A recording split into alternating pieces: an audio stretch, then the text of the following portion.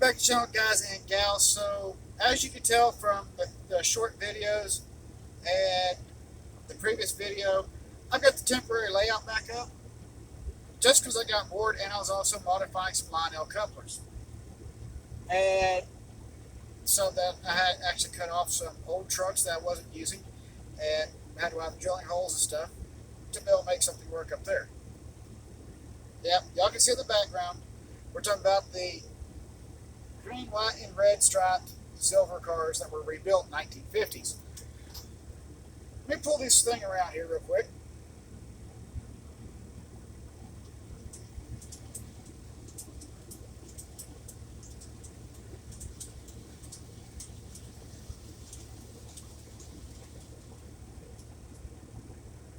Alright, so a lot of times what you run into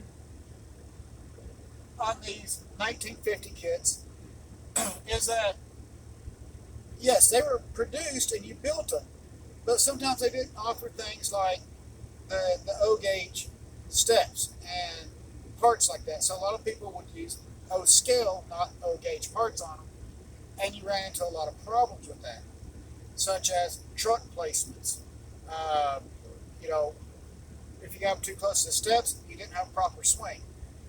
One of the things I did actually have come to with this set right here is that, yes, eventually I am going to have to change out the trucks.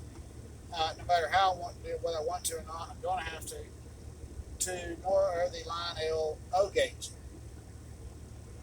These trucks on here are actually the Kelly O-scale system. And it's great two-rail trucks that were converted to three, but he didn't put the proper spacing in there. So not only did you have a spacing issue, when the steps went on, the trucks are binding up, which would make sense why when I looked at the wheels, very, very little wear on the wheels at all. For a 1950s kit, and that very little wear, more than likely, I'm going to say either A, it ran on 072 or bigger curves, or the whole entire train was pretty much like a shelf train. You know, there was probably a matching locomotive with it some point somewhere, maybe a Lionel, and the guy just never ran it because he had problems with it. That does happen quite a lot. So as I've been rebuilding, after I got the rebuilding and been running and testing, I'm finding out that there are things that I'm having to fix or modify so that it can stay running on the rails. But again, I may have just wind up having to go in and just change out the trucks completely, update the trucks, and then I can rebuild the steps for them, and I'll have to wind up going in very, very carefully and actually rebuild the steps myself and build them out of wood, since trying to find the O-gauge metal parts is going to be an issue. But overall, I like the appearance of it, other than I still got to paint the bottom of the second car. I've got to get Texas Foreman put on this one and Rogue Angel put on that one. Those are both my kids' cars. And I've also got the NDM repaint right up here, which started out as a Great Northern coal car from Menards. And I got bored and decided, hey, let's repaint it. Why not? Let's have some fun with it, you know? And I was explaining in one of the earlier videos, the D and the E is not correct. The capitalization is correct, but the height of it is not. It should have been smaller, cap D and E. But the main purpose of it was to capture that spirit of the NDM and its freight. And I did run that off the only prototypical photo I found of a coal hopper like that. The numbering on it is 10380, which is exactly as it came from Menards. And I was originally going to change the number on it, but I was like, you know what? It says 10380. Why not? Let's just leave it 10380. That sounded like a good idea. And so it got bigger numbers. Prototypical would have been smaller and off to one end or the other, but some of Mexico's rail car systems were much different than ours up here, where they would have been, you know, big lettering right here in the center, number right there in the center, maybe depending on the top car and what they were doing with it. So yes, the NDM and F&M Railroad are some of my favorite railroads to actually model. They are, for the most part, they run American equipment, and a lot of people overlook it. Why? Because that's not what they've seen. Pretty much, most people model what they see in their area, and that's very true. I've been up in Oklahoma and seen rail cars that still say NDM on them, box cars, faded out until they haven't been to the shop in a while, but they still say NDM on them. I've also seen the Ferromex, and I've seen the F&M cars too as well. Very little. I've only seen like 2 of those. But yeah, I try not to overshadow our brothers and sisters south of the border. They run American equipment. They bought American equipment. They rebuilt. They did things we didn't do, and they deserve to be recognized too. And F&M is oddly one of my favorite railroads, along with British Rail and some other stuff. But yes, very nice. They actually pull pretty nice. It'd be better if I had them on a wider radius, make it easier to do some stuff, but not going to worry about that too often much. Let's see. Let's do a quick little run by here.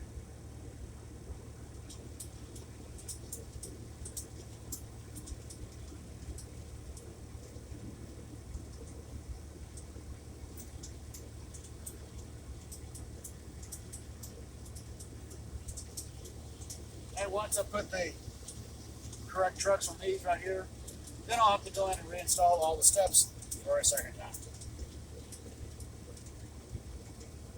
But I do like that. I mean, I think having diversified rolling stock on your railroad is actually a really good thing. Some of my other 1950 box cars, when I get ready to start rebuilding them, I'll pull them out. Some of those might get repainted, relettered for the NDM as well. We'll just gotta see what happens. I like to have a wide variety of stuff, especially living in Texas. You get to see a lot of stuff that comes up from Mexico, stuff going to and from, so I think, honestly, keep that variety going, I think is really good.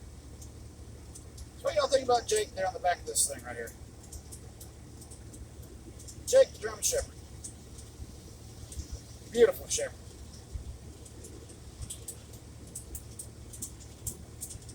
Makes me wish our German Shepherds we used to raise. But overall, they're pulling pretty nicely. Other modifications like pulling steps off because of the swing on the rear trucks.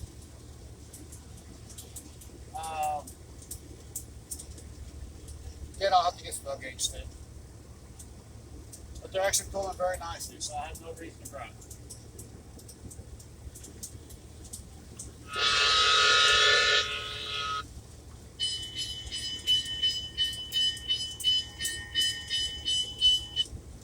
Dispatcher, 3945 East, approaching mile 243. Slowing to go in the hole. Confirmed, 3945 East, the line is decided. Water, 3945 East, with Amtrak 741, cruise, you are cruising to mile 275. The air brake test was good, so let's get ready to move. Roger that, we are ready to roll. Anybody else catch the thing about the Amtrak on there? Then let's go. Dispatcher, 3945 East is ready to proceed. 3945 East, dispatcher ready. Aligning to track 1, adequate trip. Dispatch, I see the signal has gone from red to green. We are moving. Yeah, let's go to green. Moving from track 5 to track 1. Track 1 left is green. Green to green. Cars are north, south, northwest. 3945 East, you are crew of the road as you have the main track to mile marker 243. Dispatcher, 3945 East, confirms mile 243.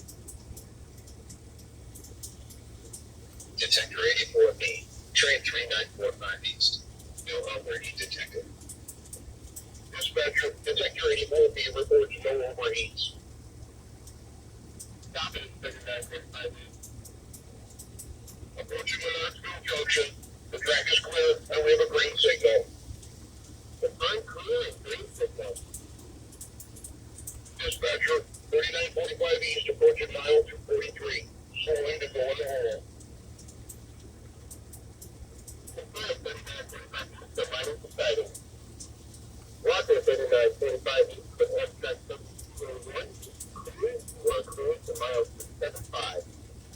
Amtrak 7201.